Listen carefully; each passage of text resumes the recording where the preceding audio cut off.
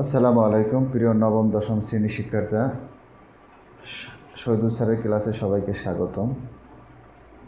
আজকে আমি একটা উদ্দীপক উঠাই রাখছি যেখানে লেখা আছে 80 গ্রাম ভর বিশিষ্ট একটি যৌগ, এম একটা যৌগ, যেখানে 6.75 গ্রাম বিশ্লেষণ করলে 0.45 গ্রাম হাইড্রোজেন পাওয়া যায়, কার্বন পাওয়া যায় 2.7 গ্রাম এবং অক্সিজেন পাওয়া যায় 3.6 গ্রাম।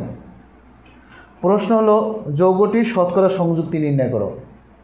তাহলে এম যৌগে এতটুকু পরিমাণ আছে, সেখানে হাইড্রোজেন পাওয়া যায়, কার্বন পাওয়া যায়, অক্সিজেন পাওয়া যায়, আমরা এটা নির্ণয় করব। তাহলে এম যৌগে 6.75 গ্রাম বিশ্লেষণ করলে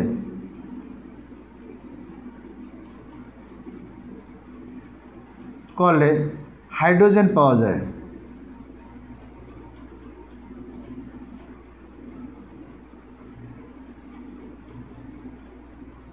হাইড্রোজেন পাওয়া যায় 0.45 গ্রাম।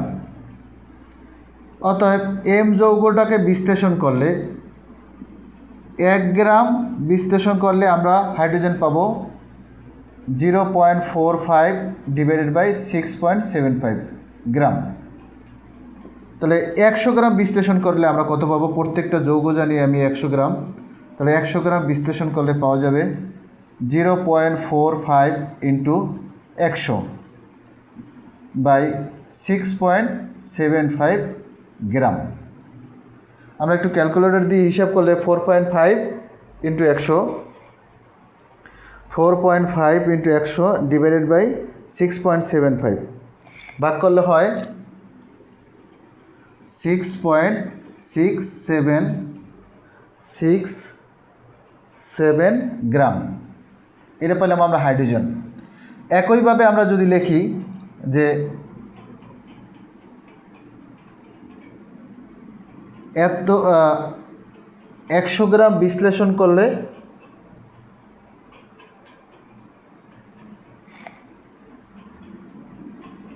আবার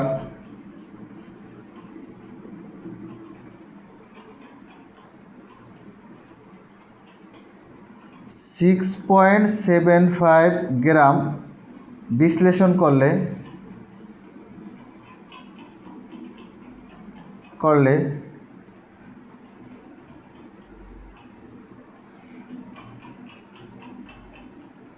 কার্বন পাওয়া যায়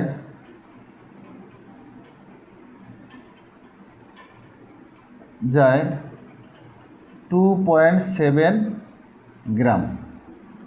অতএব 1 গ্রাম কার্বন 1 গ্রাম বিশ্লেষণ করলে কার্বন পাওয়া যাবে 2.7 ডিভাইডেড বাই 6.75 গ্রাম। তাহলে আমরা প্রত্যেকটা যৌগ জানি 100।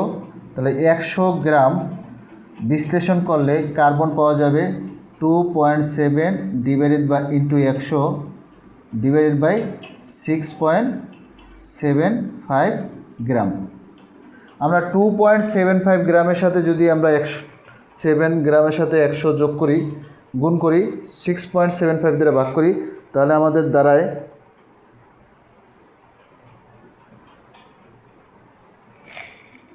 40 গ্রাম। এটা পাইলাম আমরা কার্বন, আর বাকি আছে আমাদের অক্সিজেন। যদি আমরা সংক্ষেপে লিখি তাহলে এম যৌগে 100 গ্রাম বিশ্লেষণ করলে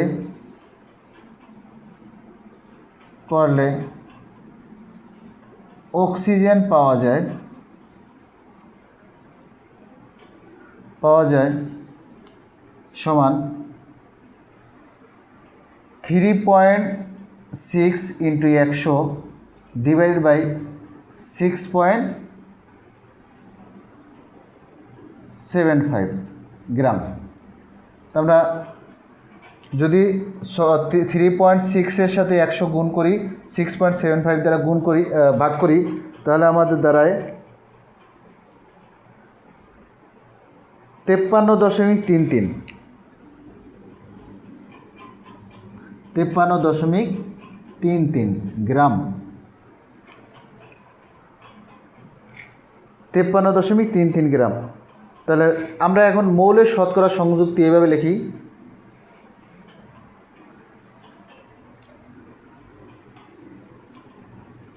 মৌলগুলোর শতকরা সংযুতি সমান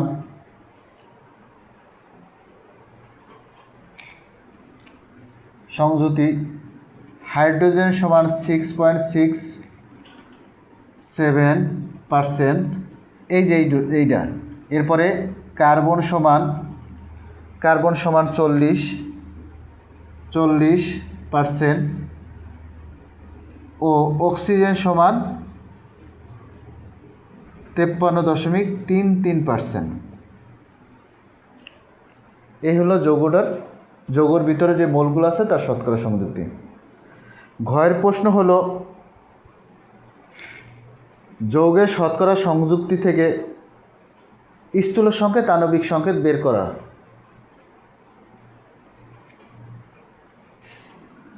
এটা বুঝতে পারছো? আমি এটা মুছি, তাহলে আমরা পরবর্তীতে খেয়াল করব।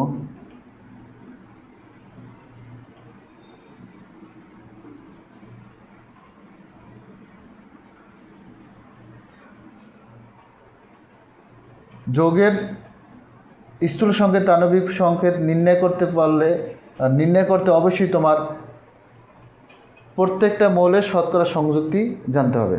তাহলে আমরা গতে মৌলের শতকরা সংযুক্তি নির্ণয় করছি, যেমন হাইড্রোজেন 6.67%, কার্বন 40%, অক্সিজেন 53.33%।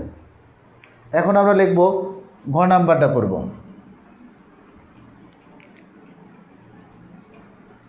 লেখাটা এভাবে শুরু করো, প্রত্যেক মৌলের শতকরা সংযুক্তিকে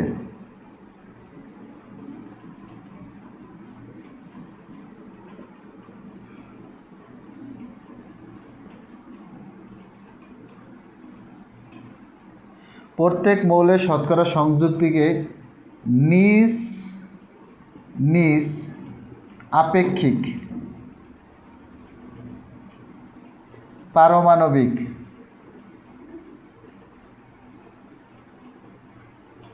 ভর দ্বারা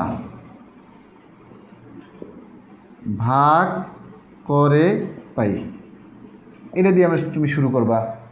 তাহলে প্রত্যেক মৌলের শতকরা হাইড্রোজেন সমান 6.67, হাইড্রোজেনের নিজ নিজ আপেক্ষিক পারমাণবিক ভর হলো 1 সমান হলো 6.67। এরপর হলো কার্বন সমান 40, নিজ নিজ আপেক্ষিক পারমাণবিক ভর হলো কার্বনের হলো 16, কার্বনের হলো 12,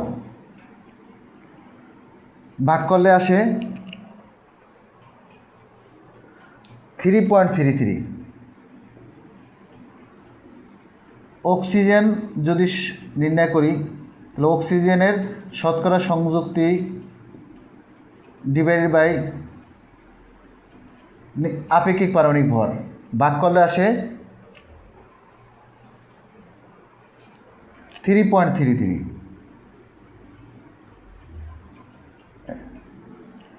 এটা হলো প্রত্যেক মৌলের শতকরা সংযুক্তিকে নিজ নিজ আপেক্ষিক পারমাণবিক ভর দ্বারা ভাগ করে পেলাম।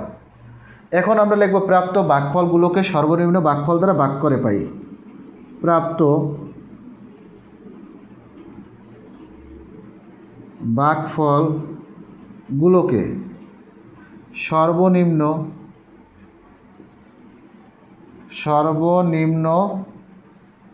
ভাগফল দ্বারা ভাগ করে পাই। তাহলে সর্বনিম্ন ভাগফল এটাও ধরতে পারি আমরা, এটাও ধরতে পারি। তাহলে হাইড্রোজেন সমান 6.67 ডিভাইড বাই সর্বনিম্ন ভাগফল 3.33 সমান 2, কার্বন সমান 3.33 ডিভাইড বাই সর্বনিম্ন ভাগফল 3.33 ভাগ করলে হয় 1, অক্সিজেন সমান অক্সিজেনের ভাগফল হলো 3.33 আর সর্বনিম্ন ভাগফল হলো 3.33 সমান 1। তাহলে যৌগের যে প্রাপ্ত ভাগফল ছিল তাদের সর্বনিম্ন ভাগফল দ্বারা ভাগ করলাম, যেখানে হাইড্রোজেন পেলাম 2, কার্বন পেলাম 1, অক্সিজেন পেলাম 2। অতএব যৌগে মৌলের অনুপাত, যৌগে মৌলের অনুপাত, তাহলে হাইড্রোজেন অনুপাত কার্বন অনুপাত অক্সিজেন। তাহলে হাইড্রোজেন হলো 2, কার্বন হলো 1, অক্সিজেন হলো 2। এটা হলো যৌগের, অতএব যৌগের স্থূল সংকেত সমান, এটা যদি আমরা সাজাই লিখি, সাজাই লিখলে হবে CH2O। এর হলো যৌগের স্থূল সংকেত। এখন যৌগের স্থূল সংকেত থেকে আমরা আণবিক সংকেত নির্ণয় করব।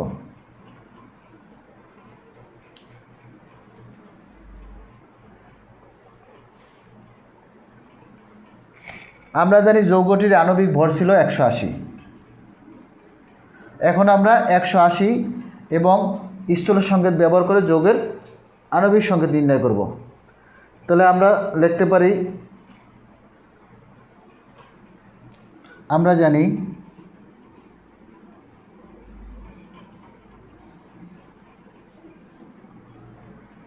যৌগের স্থূল সংকেতের আণবিক ভর CH2O ইন্টু N সমান যৌগের আণবিক ভর, এই যে উল্লেখ আছে যৌগের আণবিক ভর, আর এটা হলো স্থূল সংকেত ইন্টু M।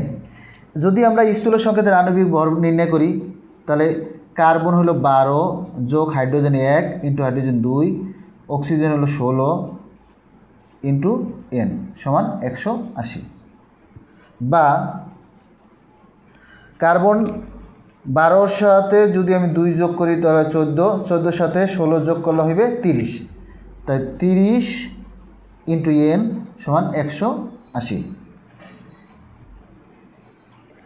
বা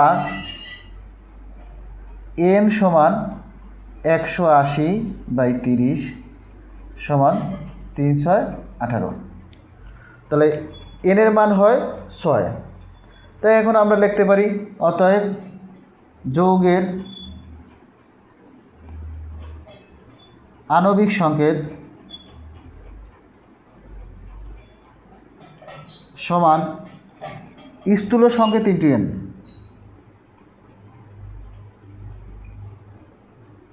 ইন্টু N। আমরা স্থূল সংকেত আগে বের করছি, এটা আমাদের স্থূল সংকেত। আমরা লিখি CH2O ইন্টু N। N এর মান হইল কত? এখানে বের হয়েছে আমাদের 6, তাই 6।